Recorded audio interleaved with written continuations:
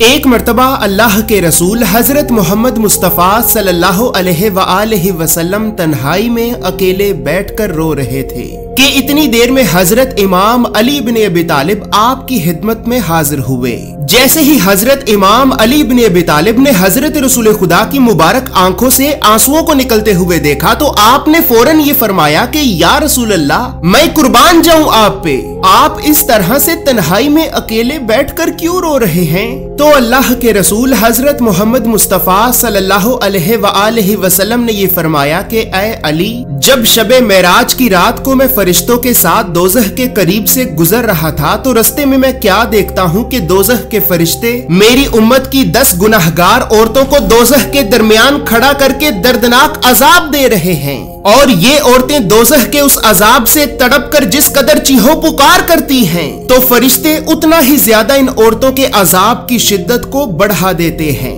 بس اے علی، جب سے میں نے اپنی امت کی ان 10 گناہگار عورتوں کو دوزخ کے اتنے دردناک عذاب میں تڑپتے ہوئے دیکھا ہے تو تبھی سے میں دوزخ کے اس عذاب کی شدت اور خوف کی وجہ سے اپنی امت کی ان عورتوں کے لیے آنسو بہا رہا ہوں۔ تو حضرت امام علی بن ابی طالب نے یہ فرمایا کہ یا رسول اللہ، آخر ان 10 گناہگار عورتوں نے اس دنیا میں ایسے کون سے گناہ کیے تھے کہ جن گناہوں کی وجہ سے ان عورتوں کو دوزخ میں اتنا دردناک عذاب دیا جا رہا ہے؟ تو اللہ کے رسول حضرت محمد مصطفیٰ صلی اللہ علیہ وآلہ وسلم نے یہ فرمایا کہ اے علی، جب میں نے دوزخ میں پہلی عورت کو دیکھا تو فرشتوں نے اس عورت کو دوزخ کے درمیان اس کے بالوں سے لٹکا کر رکھا تھا، اور اس عورت کا دماغ چولہے پہ رکھی ہوئی ہانڈی کی طرح جوش کھا کھا کر ابل رہا تھا۔ جب میں نے فرشتوں سے یہ پوچھا کہ اے فرشتوں، آخر اس عورت کو تم نے دوزخ کے درمیان اس کے بالوں سے کیوں لٹکا کر رکھا ہے؟ تو فرشتوں نے یہ کہا کہ اے اللہ کے رسول، یہ آپ کی امت کی وہ عورت ہے کہ جو عورت نامحرم مردوں کی توجہ کو حاصل کرنے کے لیے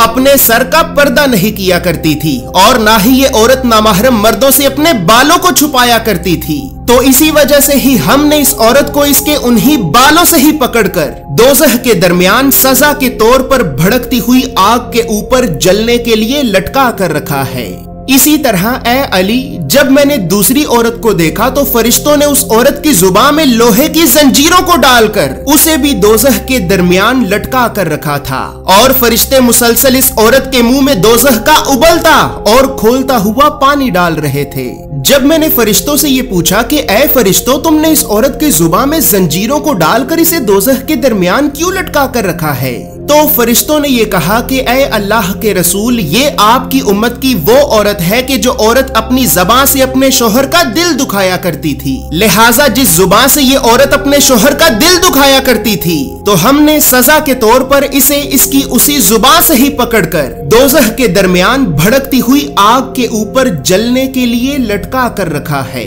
اسی طرح جب میں نے تیسری عورت کو دیکھا تو وہ عورت دوزخ کے درمیان اپنے پستانوں میں پھنسی ہوئی زنجیروں سے لٹکی ہوئی تھی، اور یہ عورت زور زور سے چیخو پکار کر کے معافی کی فریاد کر رہی تھی۔ جب میں نے فرشتوں سے اس عورت کے بارے میں پوچھا تو فرشتوں نے یہ کہا کہ اے اللہ کے رسول، یہ آپ کی امت کی وہ عورت ہے کہ جو عورت اپنے ہی شوہر کو اس کی ازدواجی ضرورت کو پورا نہیں کرنے دیتی تھی، اور نہ ہی یہ عورت اپنے شوہر کو اپنے قریب آنے دیتی تھی، جس کی وجہ سے اس کا شوہر نامحرم لڑکیوں کی طرف راغب ہو کر گناہوں میں پھنس جاتا تھا۔ بس اے اللہ کے رسول، اسی وجہ سے ہی اب اس عورت کو سزا کے طور پر دوزخ میں یہ اتنا دردناک عذاب دیا جا رہا ہے۔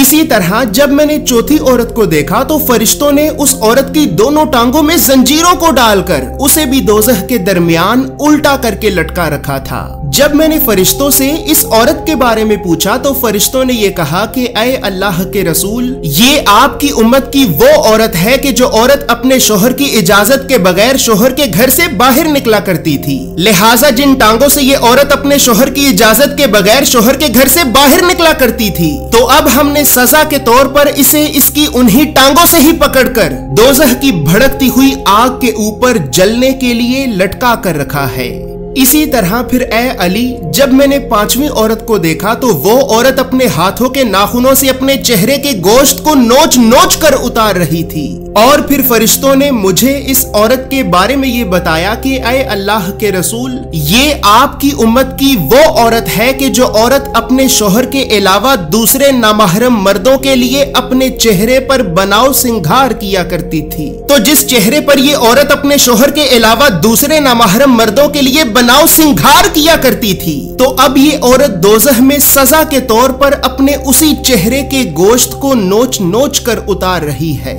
इसी तरह जब मैंने छठी औरत को देखा तो फरिश्तों ने उस औरत की दोनों आंखों को निकाल कर अंधा, दोनों कानों को काट कर बहरा और जुबान को काट कर गूंगा बना रखा था। और दोज़ख की आग की शिद्दत की वजह से इस औरत का दिमाग चूल्हे पे रखी हुई हांडी की तरह उबल कर इसके नाक से बहकर बाहर निकल रहा था। और फिर फरिश्तों ने मुझे इस औरत के बारे में ये बताया कि ऐ अल्लाह के रसूल, ये आपकी उम्मत की वो औरत है कि जो औरत हराम का बच्चा पैदा करके उस बच्चे को अपने शोहर के नाम लगा दिया करती थी। लिहाजा इसी वजह से ही अब इस औरत को सजा के तौर पर दोज़ख में ये इतना दर्दनाक अजाब दिया जा रहा है। इसी तरह जब मैंने सातवीं औरत को देखा तो फरिश्ते आग की बनी हुई तलवारों के साथ उस औरत के जिस्म को कपड़े की तरह काट काट कर चीर फाड़ रहे थे। और फिर फरिश्ते उस औरत के जिस्म के टुकड़ों को दोज़ख की पिघली हुई आग में फेंक रहे थे। जब मैंने फरिश्तों से ये पूछा कि ऐ फरिश्तों,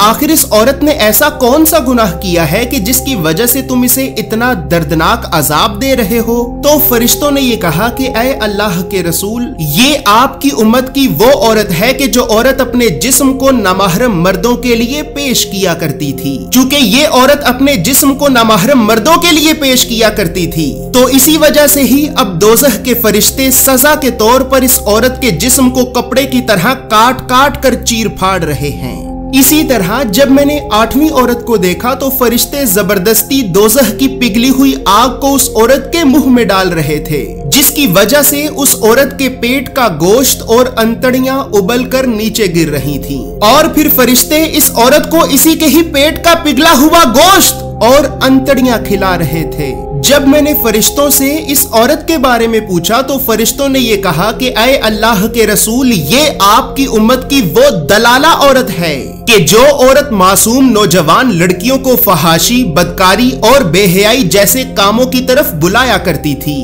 और फिर ये उन्हीं लड़कियों की कमाई को खाया करती थी। लिहाजा इसी वजह से अब इस औरत को दोज़ख में सजा के तौर पर इसी के ही पेट का पिघला हुआ गोश्त और अंतड़ियां खिलाई जा रही हैं। इसी तरह जब मैंने नवी औरत को देखा तो उस औरत का सर खिंजीर के सर की तरह का था और बाकी जिस्म गधे के जिस्म की तरह का था। और दोज़ख के फरिश्ते इस औरत को एक ही वक्त में मुसलसल 1000 तरह के मुख्तलिफ अजाब दे रहे थे। जब मैंने फरिश्तों से इस औरत के बारे में पूछा तो फरिश्तों ने ये कहा कि ऐ अल्लाह के रसूल, ये आपकी उम्मत की वो औरत है कि जो औरत अपनी चुगलखोरी और झूठ बोलने की वजह से 2 खानदानों में नफरत और फसाद फैलाया करती थी और मुख्तलिफ इंसानों में लड़ाइयां कराया करती थी। लिहाजा इसी वजह से ही अब इस औरत को भी सजा के तौर पर दोज़ख में ये इतना दर्दनाक अजाब दिया जा रहा है। और ऐ अली, बस अब इसी तरह आखिर में जब मैंने 10वीं औरत को देखा तो उस औरत का चेहरा कुत्ते के चेहरे की तरह का था